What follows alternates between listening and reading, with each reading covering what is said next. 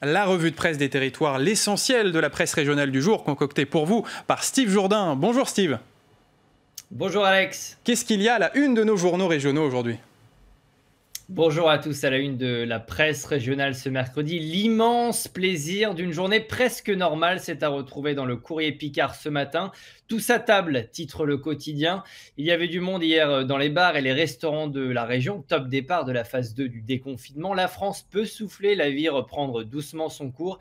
Pour certains, il s'agissait de la toute première sortie en bord de mer depuis le déconfinement. Alors évidemment, cette journée avait un petit air de liberté. Le Courrier Picard nous dit que certains restaurateurs ont même été dépassés par la demande et les réservations. Même soulagement dans le sud où Midi Libre reprend un standard du jazz. C'est si bon. Après 12 semaines de fermeture, les restaurateurs de Montpellier attendaient ce moment avec impatience.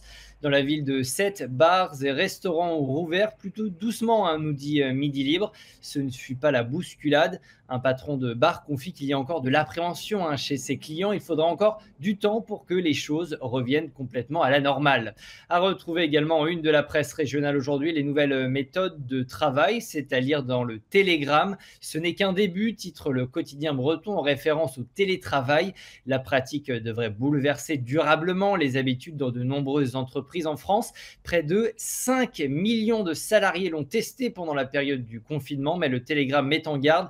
Le télétravail n'est pas une solution miracle, il doit même être consommé avec modération, brouillage des frontières, vie privée, vie professionnelle, surcharge de travail, conflits familiaux. Le télétravail n'a pas que des vertus. Analyse d'une sociologue à retrouver dans le Télégramme ce matin. Dans l'actualité également, les élections municipales qui approchent. J-25 avant le second tour, la Provence fait sa une sur la situation inédite à Marseille. Un sacré pastis, titre le quotidien. Les listes ont été déposées hier et laissent apparaître un paysage politique plutôt incertain. Une droite divisée, une gauche alliée aux écologistes, mais pas à la sénatrice ex-PS, Samia Ghali, un RN en embuscade et une République en marche qui tente de sauver les meubles.